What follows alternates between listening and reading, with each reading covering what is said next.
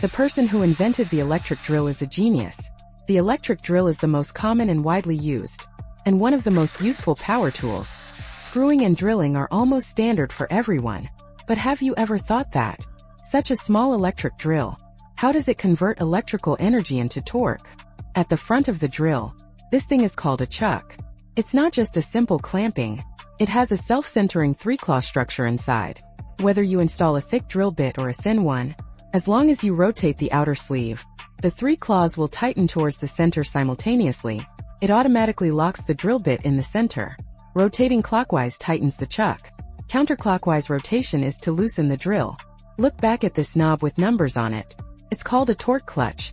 Note that it is not for adjusting speed, but to adjust the force. Inside the clutch, there are springs, steel balls, and a gear ring with grooves. When you turn the torque knob outside, you are actually adjusting the pressure of the spring.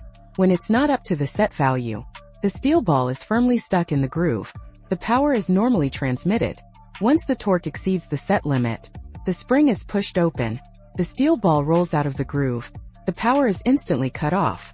The drill stops rotating. The tick-tock sound you hear is the sound of the steel ball slipping in the groove. It directly avoids screwing the screw, spraining the wrist, and the motor is stalled. The larger the number, the greater the torque output. When you are screwing a screw, if the gear is set too high, the screw may be directly stripped. If you set it too low, the screw hasn't reached the bottom. The drill will start to rotate in vain. When the knob is turned to align with the arrow, it means the torque is set to the maximum. It's suitable for drilling at this time. Look at the variable speed switch on the top of the drill. It can switch between low and high speed settings. In low speed, the torque of the drill is higher, suitable for screwing screws. In high speed, the torque is lower, suitable for drilling. How to switch between high and low speed? It relies on the shifting mechanism inside. When you shift to high speed, the gears inside are locked together, and some planetary gears are bypassed. The overall reduction in speed is less. The speed is higher, but with less power.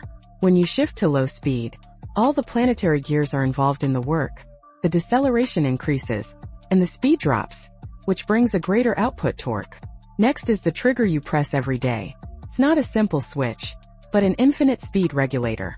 The deeper you press, the higher the voltage the motor gets, the faster the speed. When you release it, the spring inside immediately pushes the trigger back. The motor is powered off, and the chuck stops rotating. The small toggle block on the trigger is a forward-reverse switch. It essentially switches the positive and negative poles of the motor. The current direction is reversed, so the motor rotates in the opposite direction. The middle position is a lock state. To prevent accidental activation, there is a detachable lithium battery at the bottom, which is dedicated to power the drill. The 12-volt and 16-volt you see, it refers to the voltage level of the battery. Simply put, the higher the voltage, the stronger the motor's potential output ability.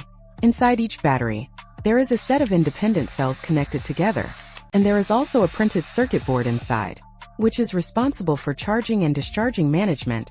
Otherwise, with such a large current, would have damaged the battery. After talking about the outside, let's take apart the electric drill to see how it works inside.